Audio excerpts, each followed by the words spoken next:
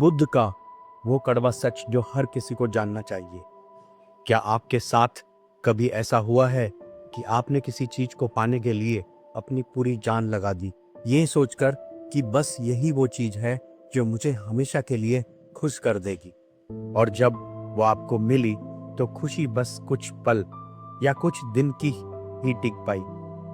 ये एक ऐसा चक्कर है जिसमें हम सब कहीं ना कहीं फंसे हुए हैं। हम बेहतर नौकरी, बेहतर रिश्ते और ज्यादा आराम की तलाश में पूरी जिंदगी लगा देते हैं, पर कभी सोचा है कि इतनी मेहनत के बाद भी हमारे हाथ अक्सर दुख और बेचैनी ही क्यों लगती है? ये सवाल आज का नहीं, हजारों साल पुराना है। हम सब खुशी नाम की एक तृष्णा के पीछे भागते हैं और हर बार मंजिल पर पहुंचकर हमें एहसास होता है कि ये तो बस एक छलावा था। लेकिन क्या हो अगर असल समस्या हमारी कोशिशों में नहीं, बल्कि खुशी को लेकर हमारी समझ में हो? आज से करीब 2500 साल पहले एक राजकुमार ने इसी सवाल का जवाब ढूंढने के लिए अपना महल, परिवार और सारे ऐशो आराम छोड़ दिए। सालों की खोज के बाद उन्होंने एक ऐसे कड़वे सच को दुनिया के सामने रखा जो बताता है कि हमारी खुशी की तलाश अक्सर हमें दुख की ओर क्यों ले जाती है। ये वो सच है जिसे सुनना शायद थोड़ा मुश्किल लगे, लेकिन इसे समझना हमारी जिंदगी को हमेशा के लिए बदल सकता है। इस सच को बेहतर ढंग से समझने के लिए चलिए एक कहानी सुनते हैं। ये कहानी बुद्ध की शिक्षाओं से प्रेरित है। मान लीजिए कि एक व्यक्ति था जिसका नाम था आनंद। आनंद कोई आम इंसान नहीं था। वो अपने नगर का सबसे अमीर व्यापारी था। उसके पास आलीशान घर, एक सुंदर और प्यार करने वाला परिवार, समाज में बहुत इज्जत और अनगिनत नौकर चाकर थे। बाहर से देखने वाले के लिए उसकी जिंदगी एक सपने जैसी थी, एक ऐसी जिंदगी जिसे हर कोई जीना चाहे। आनंद ने वो सब कुछ हासिल कर लिया था जो उसे लगता था कि उसे सच्ची खुशी देगा। बचपन में उसे लगा कि अगर ढेर सारा पैसा होगा तो वो सुखी हो जाएगा। उसने इतना धन कमाया कि उसकी 7 पुश्तें भी बैठकर खा सकती थी। फिर उसे लगा कि एक प्यारे परिवार से उसे स्थायी खुशी मिलेगी। उसने शादी की, उसके बच्चे हुए और उसका परिवार सच में बहुत अच्छा था। उसने सोचा कि समाज में मान सम्मान उसे सुकून देगा और वो नगर का सबसे सम्मानित व्यक्ति बन गया। लेकिन इन सब के बावजूद आनंद अंदर से खुश नहीं था। जब वो रात को अपने मखमली बिस्तर पर सोने जाता तो उसका मन बेचैन रहता। एक अनजाना सा खालीपन उसे अंदर ही अंदर खाता रहता था। उसे ऐसा लगता जैसे वो अपनी ही जिंदगी में एक मेहमान है। उसे हर पल ये डर सताता कि अगर कल मेरा व्यापार डूब गया तो क्या होगा?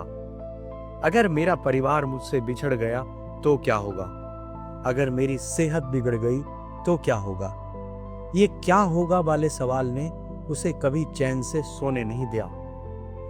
दिन में वो दुनिया के सामने मुस्कुराता, पर अंदर ही अंदर एक बोझ लेकर घूमता था। उसकी हंसी खोखली हो चुकी थी। उसे समझ नहीं आ रहा था कि जब उसने खुशी के पहली से सारे टुकड़े सही जगह पर लगा दिए हैं तो फिर तस्वीर पूरी क्यों नहीं बन रही। वो सब कुछ सही कर रहा था, पर नतीजा गलत निकल रहा था। अपनी इसी घुटन से परेशान होकर आनंद ने एक दिन सुना कि नगर के बाहर एक पीपल के पेड़ के नीचे एक ज्ञानी पुरुष गौतम बुद्ध ठहरे हुए हैं। उसने सुना था कि उनके पास जिंदगी के हर सवाल का जवाब है। एक आखिरी उम्मीद लेकर आनंद अपनी सारी शान शौकत को छोड़कर एक साधारण इंसान की तरह पैदल ही बुद्ध से मिलने चल पड़ा। जब वो बुद्ध के पास पहुंचा तो उसने देखा कि बुद्ध गहरी शांति में बैठे हैं। उनके चेहरे पर एक ऐसा ठहराव था जिसकी आनंद को वर्षों से तलाश थी। आनंद ने हाथ जोड़कर बुद्ध को प्रणाम किया और उनके चरणों में बैठ गया। उसकी आंखों में आंसू थे। वो बोला, हे तथागत, मेरे पास वो सब कुछ है जिसकी कोई इंसान सिर्फ कल्पना कर सकता है।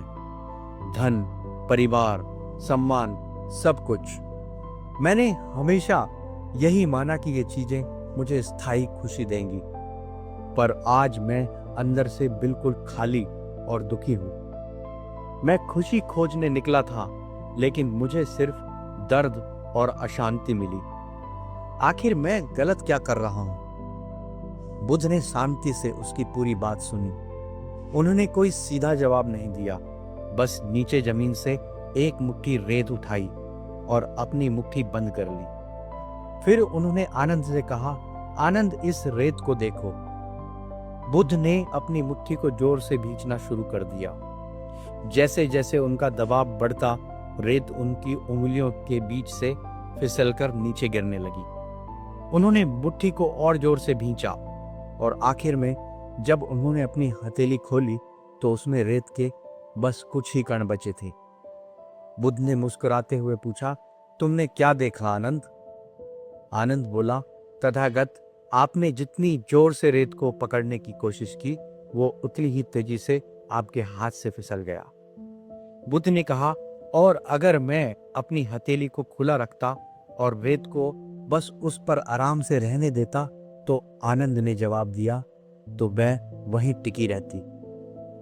बुद्ध ने गहरी नजरों से आनंद को देखते हुए कहा, तुम्हारी खुशी का राज इसी में छिपा है। आनंद, तुम खुशी को, रिश्तों को, धन को और अपनी हर कामयाबी को इस रेत की तरह ही जोर से जकड़ने की कोशिश कर रहे हो। तुम चाहते हो कि वो हमेशा तुम्हारे साथ रहें, कभी ना बदलें, कभी खत्म ना हो। और यही बुद्ध ने उस कड़वे सच का खुलासा किया जिसे हम सबको सुनने की जरूरत है। उन्होंने समझाया, दुख का कारण खुशी की तलाश नहीं है।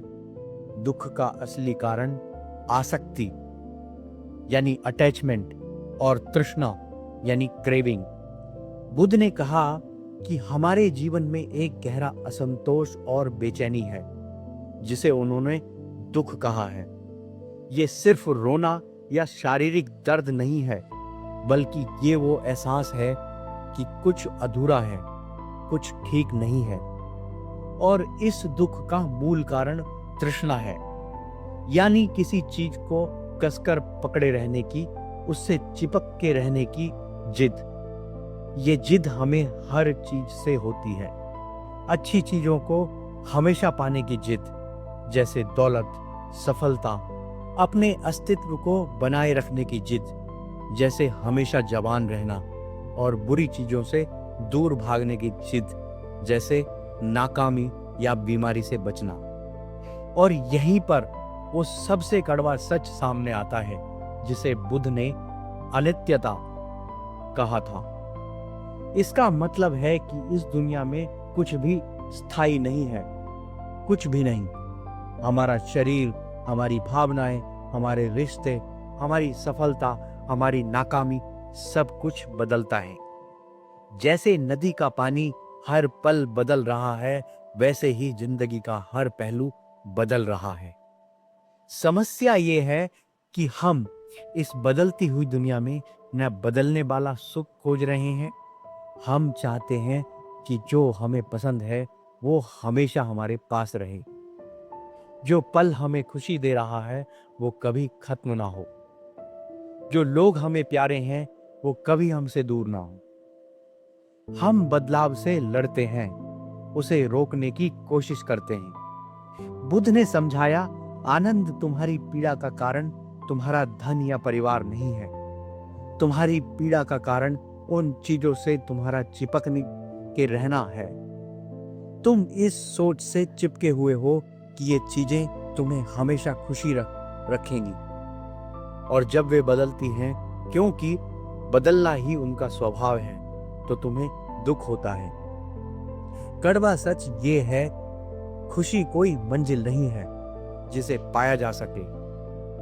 ये एक नतीजा है जो तब मिलता है जब हम चीजों से अपनी मानसिक पकड़ ढीली कर देते हैं। हम नतीजों से, उम्मीदों से और इस झूठे यकीन से चिपके रहते हैं कि हमारी चीजें हमें स्थायी खुशी दे सकती हैं। यही हमारी पीड़ा की सबसे गहरी जड़ है। अगर बुद्ध की ये बातें आपके दिल तक पहुंच रही हैं और आपको इसमें अपनी जिंदगी की एक झलक दिख रही है, तो एक पल रुककर जरूर सोचिएगा। अब आप शायद सोच रहे होंगे कि ये 2500 साल पुरानी बात आज के जमाने में कैसे काम आएगी। सच तो ये है कि ये आज पहले से भी ज्यादा जरूरी हो गई है। पहले करियर के बारे में सोचिए। हम अपनी पहचान अपनी नौकरी से जोड़ लेते हैं। मैं एक मैनेजर हूं, मैं एक डॉक्टर हूं।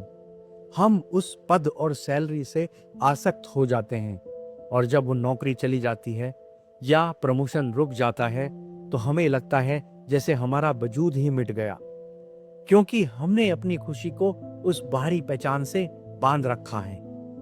हमारे रिश्ते, हम अपने पार्टनर, बच्चों या दोस्तों से प्यार करते हैं और ये बहुत स्वाभाविक है। लेकिन जब यही प्यार आसक्ति में बदल जाता है तो हम उनसे उम्मीदें पालने लगते हैं कि वो हमेशा हमारी मर्जी से चलें, कभी ना बदलें। और जब वो अपनी जिंदगी जीते हैं या उनका व्यवहार बदलता है तो हमें गहरी चोट पहुंचती है। दुख का कारण उनका बदलना नहीं, बल्कि हमारी ये उम्मीद है कि वो नहीं बदलेंगे। सोशल मीडिया को ही देख लीजिए। हम लाइक्स, कमेंट्स और फॉलोअर्स में अपनी कीमत ढूंढते हैं। हम एक डिजिटल नकाब से चिपक जाते हैं। एक लाइक हमें पल भर की खुशी देता है और एक नेगेटिव कमेंट हमारा पूरा दिन खराब कर देता है। हमारी खुशी का रिमोट कंट्रोल हमारे हाथ में नहीं, दूसरों की उंगलियों में होता है। ये कड़वा सच हमें निराश करने के लिए नहीं है, बल्कि हकीकत से रूबरू कराने के लिए है। इसका मतलब ये नहीं कि हम प्यार करना छोड़ दें या कामयाबी के लिए मेहनत करना बंद कर दें। इसका मतलब सिर्फ ये है कि हम नतीजों से अपनी खुशी को बांधना छोड़ दें। तो फिर इसका हल क्या है? हल है अनासक्ति, यानी डिटैचमेंट।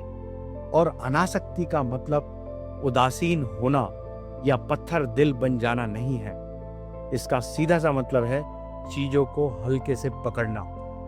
ठीक वैसे ही जैसे बुद्ध ने आनंद को रेत अपनी खुली हथेली पर रखने को कहा था।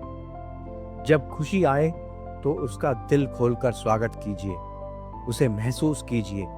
लेकिन जब वो जाने लगे तो उसे जबरदस्ती रोकने की कोशिश मत कीजिए, उसे जाने दीजिए।